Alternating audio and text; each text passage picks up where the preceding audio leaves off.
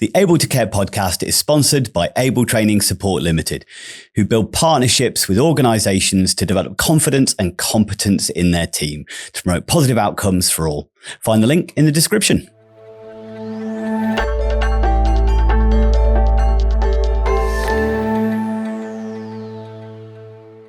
Hello and welcome to the Able to Care podcast. I'm your host, Andy Baker, and today we have the privilege of speaking with Jayne Connery, founder of the Care Campaign for the Vulnerable, with an impressive career spanning nearly 4 decades in the airline industry, executive marketing, promotions and public relations. But Jayne is now making major impact in the care industry. Inspired by her mother's journey and recognising the need for improved transparency and safety in elderly care, Jayne founded the Care Campaign for the Vulnerable, CCFV, a decade ago now, 10 years, Jayne. This initiative focuses on providing direct support to families navigating the complexities of the care system, promoting positive communication and ensuring the safety and well-being of elderly residents in care homes across the UK.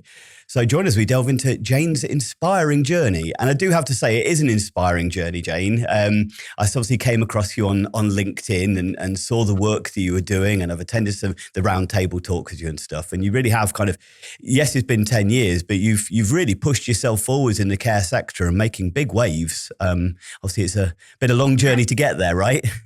It is. First of all, thank you for having me on your podcast, and it's a real pleasure. I always like to have the opportunity to talk about the sort of invaluable work that we're doing, particularly with providers now. So, yeah, and yes, it's been a really amazing 10-year journey. I'd like to say that, you know, it was a place where I knew I'd sort of get to. But in the early days, no, I was just doing something as a concerned daughter who had a mother in care. And subsequently, 10 years later, I'm still here. Yeah. Well, I think there's 2 amazing parts to your journey, Jayne. One is actually the journey you've been through to get where you are and getting in front of quite influential people in the industry. And I think that's a fascinating journey in itself, from maybe humble beginnings of not really knowing much about the care sector as well, apart from, you know, having your mum in there. But the other one is actually the projects and what you're doing to make these changes as well. Because I mentioned there as far as navigating the care system, but there's a lot more to what you do and what you're promoting. So, why don't we start off? What prompted you to start CCFTV? Well, it was a personal journey, Andy, and it all started when my mother was in care, and it was a very difficult decision to place my mum in a care home. Subsequently, her care needs did not always reach suitable or acceptable care expectations. And not only my mother, but I saw other vulnerable residents as well. And I saw carers, predominantly carers, struggling to cope, particularly in dementia care. And I saw many unsupported. You know, they would come to me just as a daughter and say, you know, we're really short-staffed today. And, you know, it was really an eye-opener because I was as far removed from the care sector than anybody could be. And it was a real eye-opener. And I was in a position where I really had a moment where I thought, I really want to do something in care. But yet I had my mother and she was my priority. So I spent 4 years in the care sector, and I spent 4 years with my mum being very much her care partner. And in the end, and it, you know, I will give you a brief synopsis. I was forced to take her back home with me. And that was simply because, first of all, she had some very distressing experiences in care. But there was also a lack of transparency around the incidents, so-called accidents, injuries that she received. And having dementia, she could not be a witness to what happened. So it was a really, really distressing time. And it was that encouraged me to set something up. And I didn't want to do what normal sort of campaigners do. And I won't put everybody in that box. I've got huge respect for many. But I wanted to work with the sector. Yeah. Because I knew and I saw that no matter what went on in care, the majority of carers wanted to care. So you had this experience. So there, as you said, many carers coming to you and saying, we're struggling with this. So, but there were certain things obviously you weren't happy with. And you mentioned there as far as the under-resourced, under-supported. And so that caused you to kind of create this initiative. So tell us a little bit what your main focuses are as far as CCFTV are then. Well, 10 years ago, the focus for me was to get a third-party overview into dementia facilities, care facilities. Now, what I wanted to see was providers adopting safety monitoring. But back then, and I'll hold my hands up and confess right here and now, I knew nothing about safety monitoring. I knew nothing about health and safety. I knew nothing about privacy. But, you know, the privacy regulation, and I knew nothing. And all I wanted was to see cameras in dementia care communities. And I learned very, very quickly that that was not the way to do it. So I did 5 years homework. I collated with security companies. I went out to see what type of technology was out there. But I also wanted technology to support the providers. I didn't want it Big Brother. I didn't want it to be a spying tool. I wanted it to be completely transparent so that it supported the provider in the day-to-day operations. It protected the carers from unfounded allegations, and it protected the vulnerable people who couldn't speak up. So that was it in a nutshell. That was my goal. So I did 5 years of rallying my MP, who initially told me it was a novel idea. So I had that barrier to break down. So I spent 5 years collating evidence, supporting families, incidents, going into meetings, because families came to me subsequently when I set up Care Campaign. And they were just trickling in, just contacting me, going, Jayne, this has happened to my mum. She's got dementia. She doesn't, we don't know what happened. And then before you knew it, I was supporting 40, 50 families a month. So it was like, whoa. This is unprecedented. This is something that is affecting so many people. And so with that, I then submitted this evidence to the MP. And I said, this is why we need a third-party oversight in safety monitoring. And when I say third party, not the provider monitoring, it has to be an outside independent professional team that will look in, that will do a retrospective basis. And I found an organisation and I collaborated with that organisation. And through that, I did a petition, government petition. This was in 2018. And eventually, after 4 years, I got the support of the MP who took it to Parliament. And he was sold. But it took 4 years of me going down, having meetings. So once that was done, it then just took off. I was then just supporting families, and sort of fast forward, we had COVID. It just really was so distressing. So we also had families coming to us saying, not only can we not see our loved ones, but we're dealing with neglect when we go in.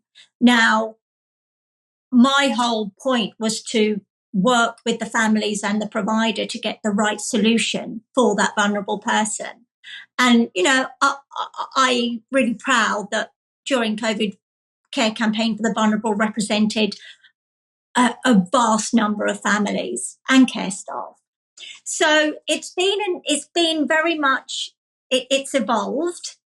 And the last 2 years, Andy, I'm now concentrating on working with providers to get this technology into their dementia care communities.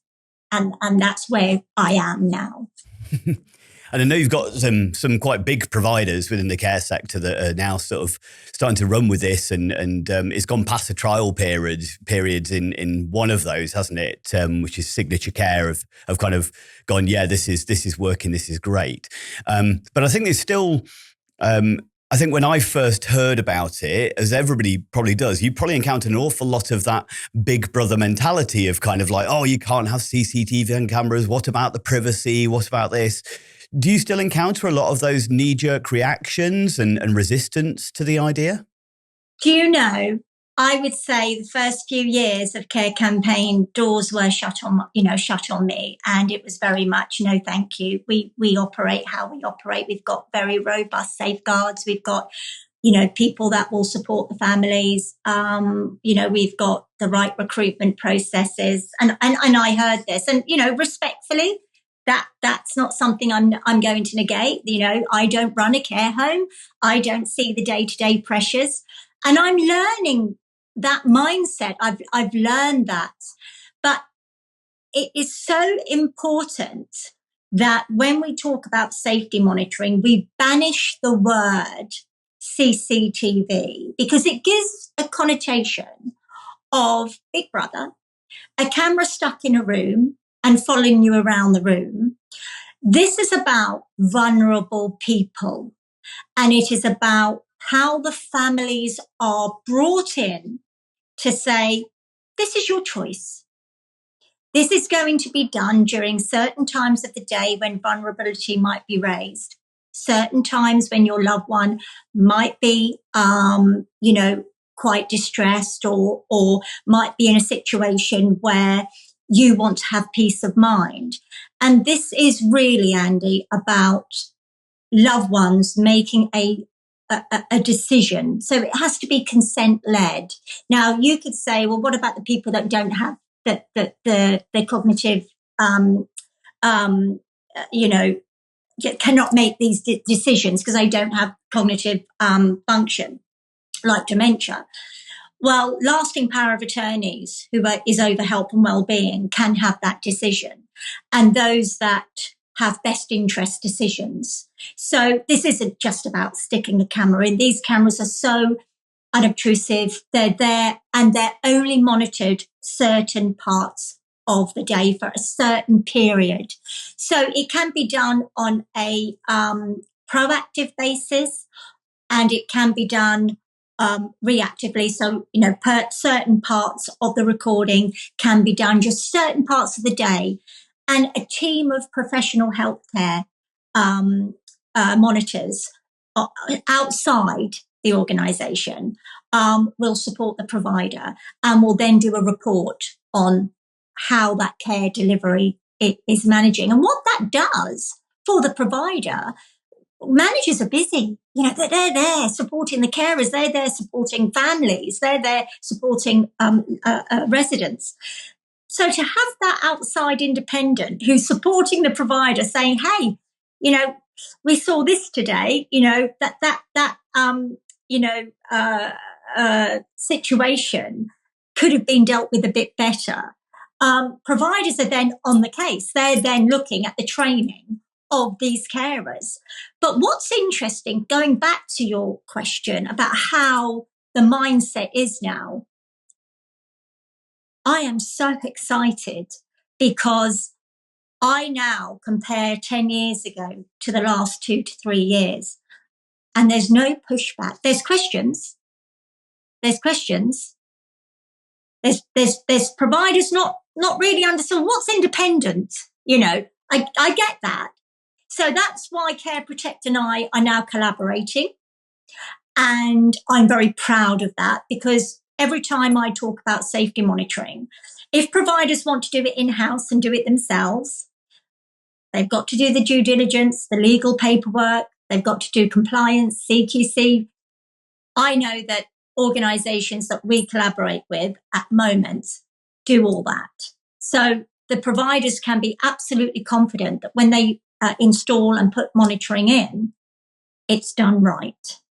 Well, it sounds like what you said there was really interesting as far as you're not getting that same pushback, but it is questions, as you said. Yeah. And I think that's, I think there's two imageries, and you mentioned one of them there, the kind of the big brother-esque. When you talk about the CCTV, the typical imagery is, a person, a security guard sat in a room with multiple monitors all over the place, kind of switching between cameras, watching what everybody's doing, which obviously feels like an incredible invasion of privacy for a lot of people.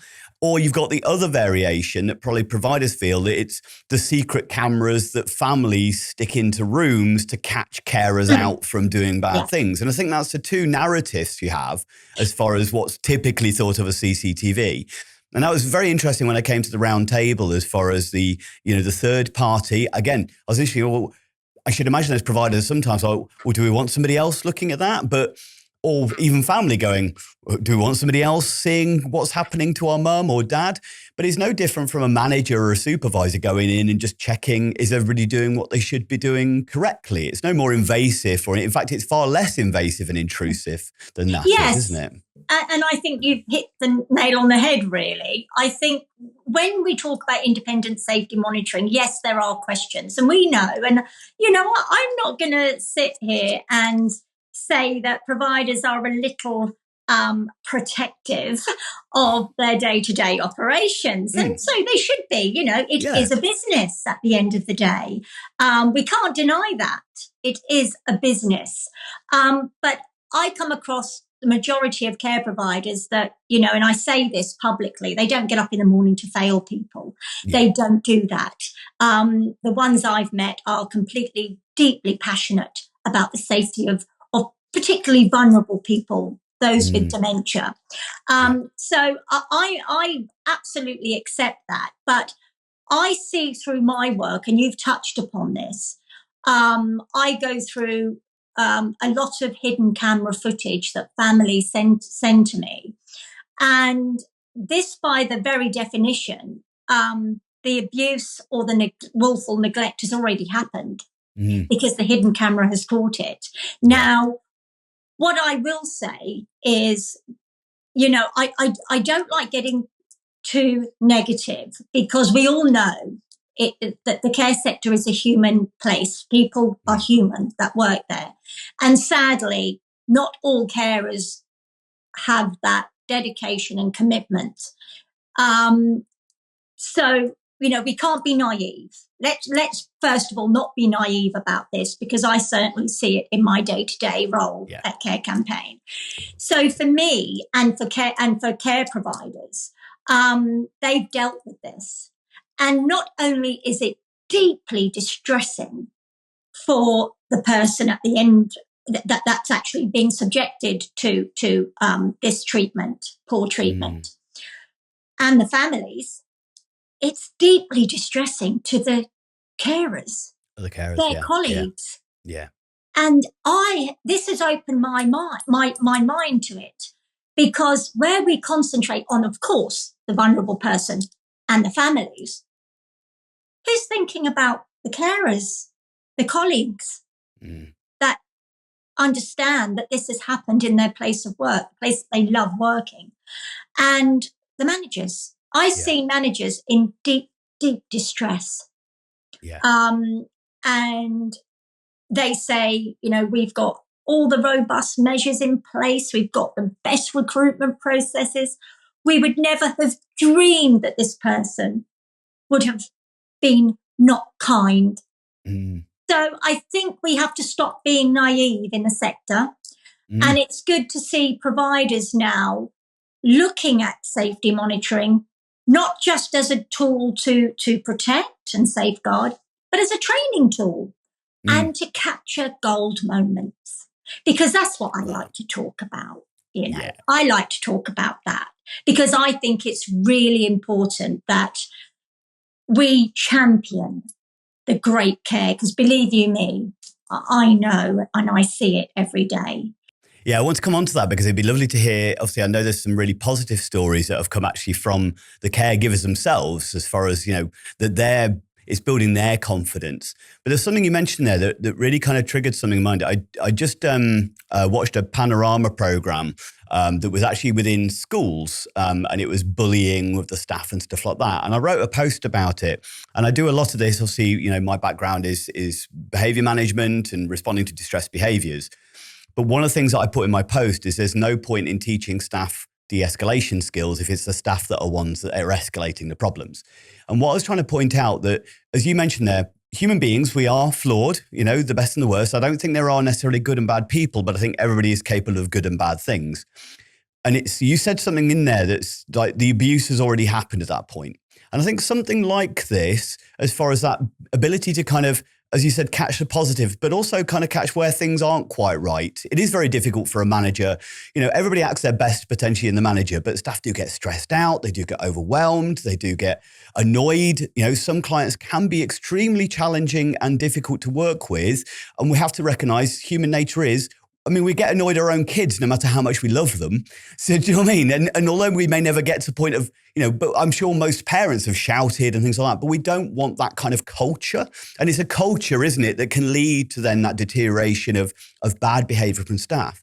But if somebody's monitoring, like, this culture is deteriorating, we need to change this culture going on. There's certain communication that's happening between the staff that isn't right, that we need to nip in the bud before the abuse happens, rather than waiting until we've got a legal case or we've got bruises that we're investigating and things like that. So I thought it was really, really a different way of kind of looking at it as well. Yeah, I mean, I fully agree with those sentiments. And, you know, I think that, you know, how a care home operates is, you know, really, really important to how a vulnerable person, how any resident or vulnerable person within that care home is treated. And I know those moments. I took my mum home and I took her out of the care sector, and I was told not to because she was pretty much later stage dementia when I took her home. She had full care, live-in carer. I was living with her. So my home was like a mini nursing home. I had 4 carers coming in every day. I had a live-in. You know, there was a lot of management I had to do, ensure that, you know, the jobs were being done right. My mum had a routine. So I absolutely understand this. And, you know, there were times when I had to walk away from my mum and go, count to 20 and then go back in. But, you know, that was my mother and I loved her. But I do see, and I did see this in the sector a lot, where carers were totally inept at training with people with latter stage dementia. And that is extremely worrying because what carers, and I'm talking about when I was in the sector, but I certainly know that supporting families today, those challenges are still there. And people say to me, well, is safety monitoring enough, Jayne? You know, I mean, that's not going to train care. But what it will do, it will give the provider an oversight of what's happening and then actually address those issues before they escalate to, like you said, Andy, quite rightly, family taking legal action because of willful neglect. And very, very sadly, I go into coroner courts. I go into Crown courts where carers are, you know, have been up for willful neglect. And it's soul destroying because for me, I want to sort of bang that drum a bit louder and say, there is a solution, that there is a solution, you know, this doesn't have to happen. And, you know, it for me, and, you know, I will say that you know, it for me, it is such a, it is the solution. I will not be dissuaded from that. And thankfully now, when I hear, you know, when I have providers come to me, managers, CEOs, COOs come to me, they're with my mindset that I'm not thinking, gosh, I've got to now try and change, you know, try and get these people. 99% of these professionals that come to me, they know the benefits. Yeah. One of the things that really struck me when I attended the round table, and I thought it was lovely, was and you've mentioned it already, the kind of the gold standard, the gold award. I think that's what you refer to it as. Yeah. So when obviously the monitoring occurs, you get this right, they do kind of sample testing across the board, and they can kind of notice whether it's, green, good practice, orange, is that right? Amber. Or amber? I think it was amber. As far as, that's something that's a little bit concerning, please look into it. Red being, this is a major concern. But there's also the gold, which is, we just saw something fantastic. We just saw a high quality of care standard occurring. And I am a big believer, as far as, targeting the positive is my whole mantra regarding, all my behavior management stuff. And that starts culturally again. There are some amazing carers out there that there's an expectation is, well, just that's what you do, but sometimes having an opportunity to recognize those little bits. So what kind of thing have you found, and what kind of practice gets flagged up as that gold? Well, what's interesting is that when you sort of speak of amazing carers, I always sort of smile, because I don't think we do it enough. And I certainly know, in my personal experience and my professional experience, we have the majority of wonderful care staff. As I say, that you will get the odd, you will get the one that isn't delivering how they should be delivering. And we shouldn't be naive, as I said. But the gold moments, the feedback that we get from providers is carers sitting down with a person and engaging and really, really spending quality time and, seeing the interaction with that person. And I think that is so commendable. We all know carers are busy. We all know that, they don't always have the time to do one-to-one. But, I see now that providers are looking at the day-to-day operation of their care home, saying, right, we need to improve this, right? We should be looking at this. And what you get are happier carers. Now, when we look to talk to families about safety monitoring and to see how they feel about it, it's equally important to talk to carers. Because what we don't want, and I don't want this from Care Campaign for the Vulnerable, is for carers to think we're against them. Yeah. Because we're putting in cameras, you don't trust us. No, we're putting in cameras to protect you. Because I support carers from unfounded allegations.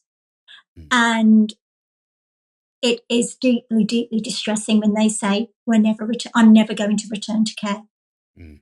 So thankfully, we're now seeing carers say, this is what we want to do. We want to work with independent monitoring because we want to be better protected.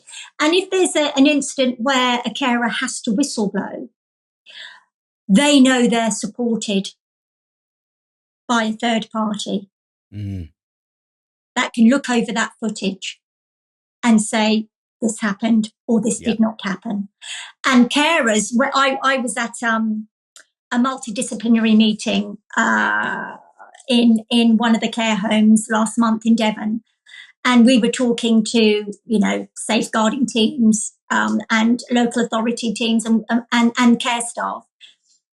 And there were so many questions. And again, it was, are we going to be watched? Are we going to sort of feel under pressure? And once we had explained to them the whole process of what was happening and why, at the end, it was asked, put your hand up if you feel confident now working with this technology. And everybody was in favour. And I never forget it. I had the biggest smile on my face. It was incredible. One young lady said, we're so excited to work with this technology. And for me, I was blown away. I know that to be the case, but to hear it. Yeah. I think there is that, maybe providers might feel that fear of, how the staff are going to react to that. So it's really nice to kind of hear. And it sounds like, one, the fact that their good practice is being noticed, not just a tool to kind of catch them. Thank you for listening to the Able to Care podcast. If you're enjoying this episode, please like, comment and share. We really appreciate all of you listeners. I think there's many people, family members and things like that may not always be aware of what we call confabulation or misremembering kind of behaviors that might occur in dementia. They just think it's a forgetfulness. But with certain forms of dementia, they might remember what they had for breakfast, but they also remember how a carer came in and did something bad to them in the night, even though it didn't actually ever happen. But suddenly that allegation, and there's many family out there that quite rightly, if your mum's saying they haven't fed me all week, I haven't had anything to drink all day, they gave me something horrible and only give me horrible food, that any family member's going to panic and go like, what's going on here? How can I keep my family member safe?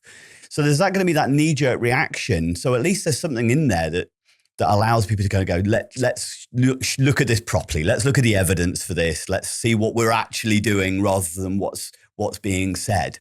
From both sides as well, isn't it? Going, a carer being hit and nobody believing them, exactly the same. Exactly, Andy. And that's an interesting point, because I always, when I support families, that's the first thing they say. My mum's told me that she's been hit, but the carers that are on are wonderful, or my mum's not being fed properly, or there's been an incident and I'm worried. No matter how much that they really trust the home, if you're told that, particularly with someone with dementia, you go home and your sort of day's ruined, and then the trust. And that's another thing. For me, I always work and I always give my experiences, because Care Campaign was born out of my experiences. And one of the things, and I tell this story, one of the things that really opened my eyes was my mother, bless her. She used to say to me, I don't like it here. People aren't kind. I'm ignored. And when I was there, I didn't always see that to be the case. But I thought, well, is it different when I'm gone? Is she lonely? And I can remember I came out of my job early. I was working for an airline, and I went to see my mother in the nursing home, and they had lovely bay windows, very, very big bay windows. My mother used to sit inside, and I could normally see her. And as I looked, I thought, I'm going to have a look and see if she's sitting alone. And as I looked in, going into the door, I glanced over to the bay window. My mother was up doing the jig with a carer. Yeah. The minute she saw me when I walked in, she'd actually heard me, because I said hello to the receptionist. She had got out of his clutches, sat down, and her face looked like so miserable. And I walked up to her and I said, "All right, Mum." And she went, "I want to go home."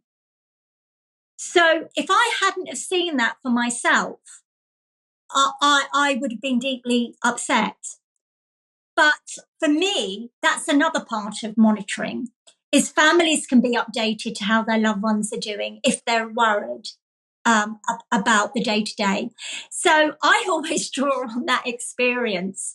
And, it's what other families tell me as well, which is really important. Yeah, that's a really lovely story in some ways, isn't it? It sounds almost you can imagine that from a child at a nursery, kind of having lots of fun, and as soon as they're seeing parents going, "I hate it here," and then because they're not allowed to have fun, they're not allowed to enjoy themselves because you should feel guilty about putting me in here and stuff. So yeah, and that's it. Without that, monitoring, and it's not to spy on them. Obviously, it's there to kind of like keep them safe and also to improve good practice, isn't it? It's not always about the actions of the care staff. I know it's been used. So when somebody's had a fall, for instance, like, well, why did that happen? What could we put in place to prevent that fall from ever happening again? So a lot of fall prevention stuff in there as well, isn't there? Absolutely. And that's one of the major issues that Care Campaign for the Vulnerable supports in meetings with providers, care home managers and families. Unwitnessed falls, unexplained falls. And a lot of these falls can bring major trauma, both physically and emotionally. And it is deeply distressing for everybody involved. So, I was in a case recently where an elderly lady was tripping, and she had about 4 or 5 falls in a month, and this wasn't good. And the provider, was at a loss and said, well, we'll put 1-to-1. Now we all know 1-to-1 can be quite restrictive. Yes, it has its purpose if someone's at risk of harm or vice versa. But general 1-to-1, when someone's got sort of mobility and has sort of, can interact, that's quite stifling, I think. So provider that had safety monitoring then realised that she was tripping over her nightdress. So they changed the nightgown. So it's simple things like that. That's not necessarily, a major safeguard incident, but it's a serious, component of care delivery. And, I've seen loved ones in care homes where they've had 1 or 2 falls. Yes, they've escaped without serious injury, but on their third one, they've received serious injuries, and then sadly fatality not long after. Now that's the reality, Andy.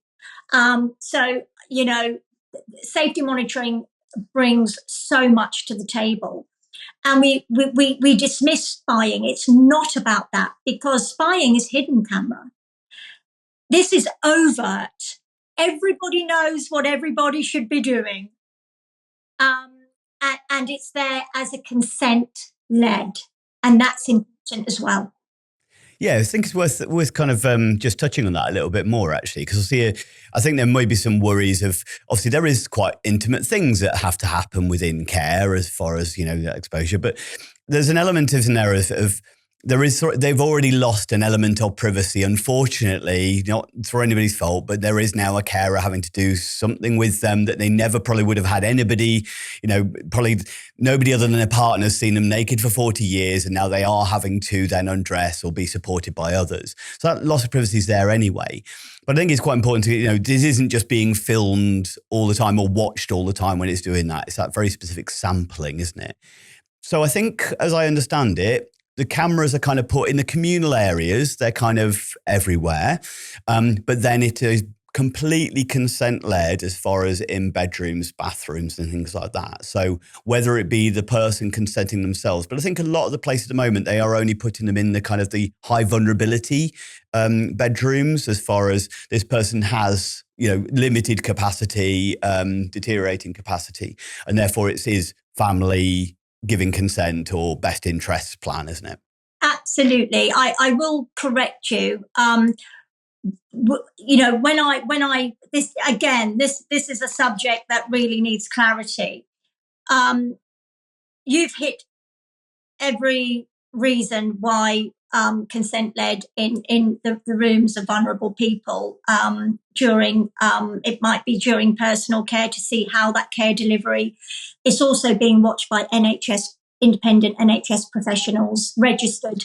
So, it's not like you say, a security guard reading a copy of the Daily Star.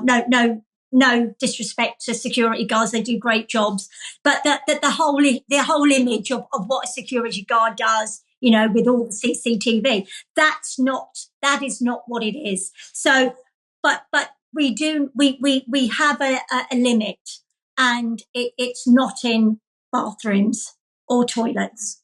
But what it can have is sound. So basically, if the family are concerned or anything like that, but we don't monitor, that the Care Protect systems do not monitor in bathrooms. But definitely, if a family is worried, or the care provider feels that, that there's an issue during personal care, because what we have to look at, and again, you said it, Andy, this is about the most vulnerable people in our society that can't talk if they're being, I don't know, manual handled wrong, or that they're not being treated with the dignity, maybe, or maybe there needs to be tweaking with training, and again, gold moments. So during the personal care, this is when a person is at their most vulnerable, and at their most anxious. So families will say, yes, we want that either at a certain time, monitored for 15 minutes, or just look to see how that care delivery is happening. So it's really responsibly led, Andy. And I don't think I could put Care Campaign for the Vulnerable to anything less. I've just been doing some work with a family, actually. It sounds like a similar situation to what you had with your mum, where she moved back into home with you. So she's still living at home with them. They do have full-time care staff going in, but they also use CCTV within. Now, they don't have the same system that you promote. They're just doing it themselves. But there was so the daughter of the mum, I was there teaching responding to distress behaviours, and we used some of the footage to kind of go, there's one carer that seems to be triggering behaviours. And this lady is absolutely lovely. She is a lovely, lovely carer. She's not doing anything wrong, but there's something about her demeanour, her behaviour that's triggering. She's being hit, which isn't nice for the carer, but it's obviously mum's in a state of distress as well. So we looked at some of the footage to kind of go like what's working, what's not working. And we kind of then give some very specific tips of how to improve it. It was never about kind of condemnation or criticism. It was about learning. But I also said, don't forget to use that same system. Is you've got some carers it is working for that are getting on really well with mum, that are able to then do this. Why aren't you showing that footage to this carer to go, look, this is what works. Let's see if we can get closer to that as well. So the dual side of it, isn't there? As far as, and I know that when I was speaking with some of the staff from Signature, they said that that's exactly what they do. They do use it for some training materials to improve practice, which is fantastic. Yeah, and you know, when we're fed back what's happening and and the responses to having this independent monitoring, it's so positive. And you know, I had my mother at home for 4 years. She was in the care sector for 4 years too, but I had safety monitoring at home, and you know, it was there basically because I knew my mum had certain triggers, and the carers, I mean, obviously I had conversations with the provider and they agreed, because my mum did have certain behaviours that, because of her vascular dementia late stage, she was completely reliant on every aspect of her life to a carer. So it was there to protect the carers as well. And, you know, I would sometimes look in and say hi to the carers as well, because it was an interaction if I was working. And it was really embraced. And I certainly know that one carer, live-in carer, told me that she had an issue with a dociliary carer that had come in that wasn't trained properly. And we actually highlighted it to the provider and said, you know, it's just for your information, with the carer's agreement, because she wanted to see what had happened. And the carer wasn't at fault. It was a moving and handling thing. So, you know, but again, it has to be done responsibly. You know, we get families come to me, both in the home and care home, and they say, can we put a camera in my mum's own home? And you can, but you've got to do it responsibly and have conversations.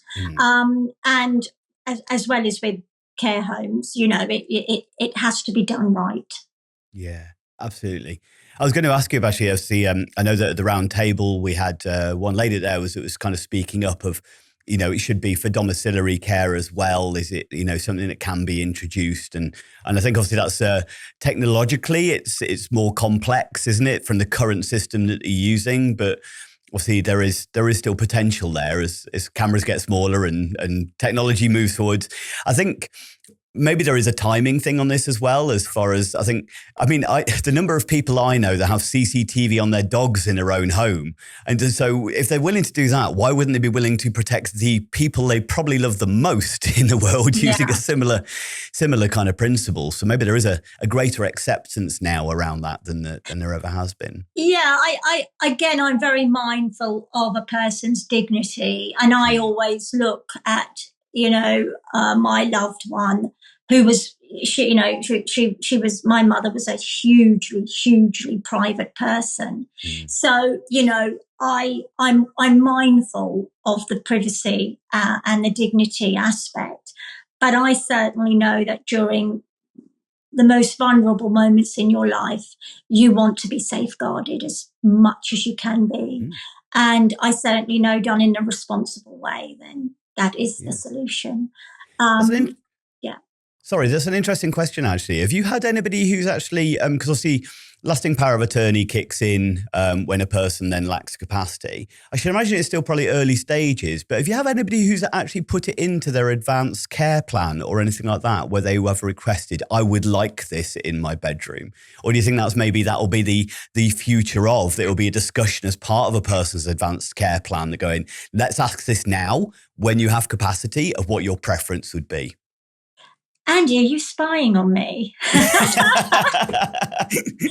Only because that is something I'm looking into right now. And writing something on it. So that's really quite bizarre that you... Great minds, Jayne. Great minds. That's what it is. I know. Well, I don't know about that. Yours far greater than mine. But it is something that I think we should all be looking at in our 30s and 40s. And now listen, when I was in my 30s and 40s, I'm towards the latter end of 60 now. So I'm looking back fondly at those years.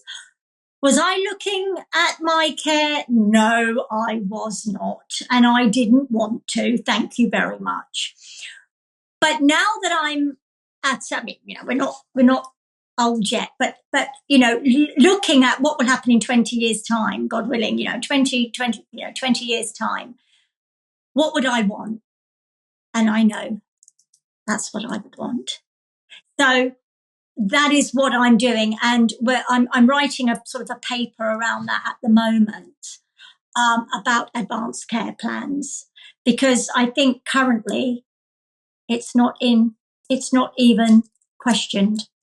No, I think obviously it is a new initiative in many ways, isn't it? So it's kind of slowly spreading out and getting understood. But and just so you know, I've already done my advanced care plan, but maybe I'm a little bit overly planning the way I do, because I'm in my 40s and I've already done my family and stuff. No, that's how I want to go. That's how I want to be cared for. That's. Well, I think it's so important, Andy. And again, you can't put an old head on young shoulders, sadly.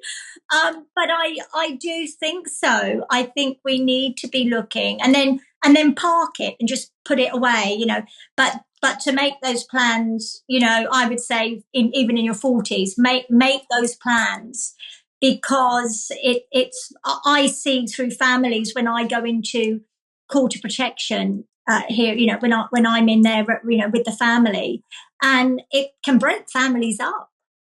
Can break the strongest families up about, well, mum didn't want that. Well, dad wanted that. Well, yeah, but mum did. And then you've got a fractured family. And sadly, I see that far too often. So if someone's got their plan, do you want to have safety monitoring, technological advancements to keep you safe in your care home? Yes or no, do a bit of research. Yeah, I'd like that. Then that's you can add that in. Obviously, there's much more, but I know that's what I will be doing. If I'm not on a Harley Davidson riding around Route 66 when I'm, God willing, 80. Yeah, absolutely. That'd be amazing to see. I'm sure you'll still be working hard. Yeah, I think.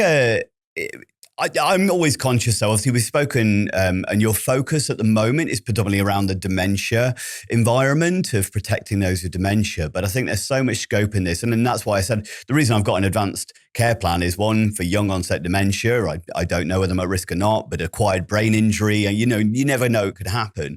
But there is so many care environments where, even whether it be those with learning disabilities, who again are extremely vulnerable if they are non-verbal or non-speaking, to be able to express what's going on, that again, this can improve practice across the board. So what's the hope for the care campaign for the vulnerable? Well, interesting. You touched upon young people as well, because I have supported young people with learning disabilities, though that's not my expertise. And I think what I did want to do when I set up Care Campaign for the Vulnerable was just to talk about what I knew. You know, I would rather concentrate on a sector that I know about. So it's not that I, sort of dismissed that part of it. It was just that it wasn't my area of expertise. Yeah. But I absolutely, on our government proposal, safety independent monitoring is for all care services, hospital wards. So it's nurseries. It covers a whole spectrum.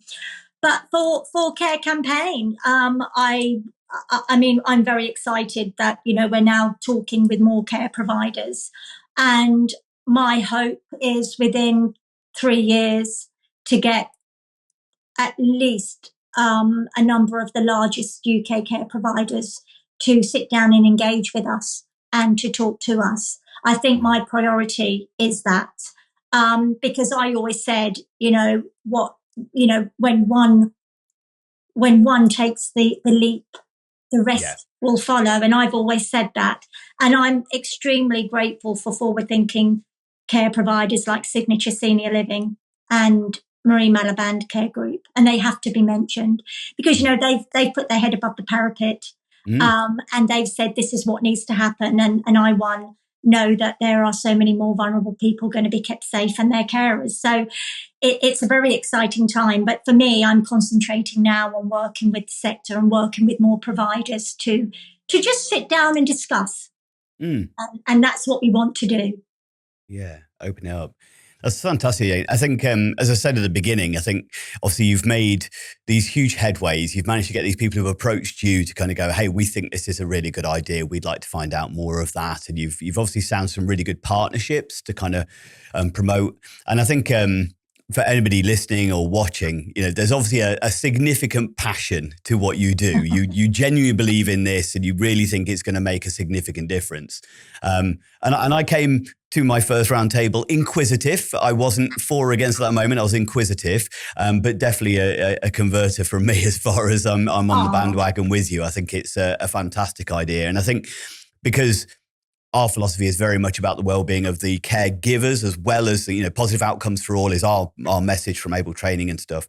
And anything that can provide safety and increase safety for both service users, residents, those that are being cared for and the vulnerable, as well as those who are doing the caring, because it is, as you said, such a hard job and a thankless task as well. So anything that can be improving the well-being for all is a fantastic initiative. So so well done on everything you've done so far, and I'm excited to see the rest of your journey. So I can say the same to you, Andy. What you do is incredibly important, and I've learned that more over the last few years, how important it is for training, especially complex. I wish I knew you when I had my mother, and I genuinely mean that. I would have learned a lot. I sort of struggled through really, but what you do is incredible, and I'm looking forward to you attending many more of our roundtables. Yes. Yeah, I think I might be going on to next week. It's like Signature Care Home. I don't know whether you're gonna, so I think I might be coming to that. I'm actually teaching at a Signature Home on Tuesday, and then I think I'm going to be then attending that one on the Thursday. So that's amazing. I don't think they know I'm going to deliver training for them, but I'm going to turn up on the day representing the Alzheimer's Society on that day. So I'm going to be delivering some training for them. Oh, that's wonderful. Yeah, absolutely. So for anybody who'd like to get in contact with you, and that by the sounds of it, you do also offer support and conversations for families who are maybe concerned about their loved ones and offer additional support there with your organisation, don't you? So we'll make sure we put a link, obviously, to CCFTV within our show notes and things like that. But is there anything else that you'd like to add as far as reaching out for who you would like to have conversations with, who you'd like to invite to have a chat with you? Well, That's really kind of you. And yes, we always want to hear what families are going through and try and support them. Although the focus is on working with providers. But yeah, I think my focus now is looking at the largest care home groups. I think they could be a real catalyst for change. And it's a slow process with that, but I think it took me 10 years to get here. Might take me another 10. So I'm willing to wait. I think independent safety monitoring is a huge asset for this sector and those that work and live in it. So we want to change a few more mindsets. That's all. Yeah, absolutely. Well, thank you so much for joining us today, Jayne. It's been an absolute pleasure seeing you again, and I know we'll catch up another time soon. But for anybody who's listening to this, if you found what we've talked about useful, interesting, please comment, like, and share, and please pass it on. If you are a carer in any of those care companies and you think that this could benefit you, that you would like to know more about it, please kind of reach out to us or pass this on to those who may make the decisions. But otherwise, thank you very much for joining me today, Jayne. It's been an absolute pleasure, and we'll see each other again soon. Thank you so much, Andy. I've really enjoyed it.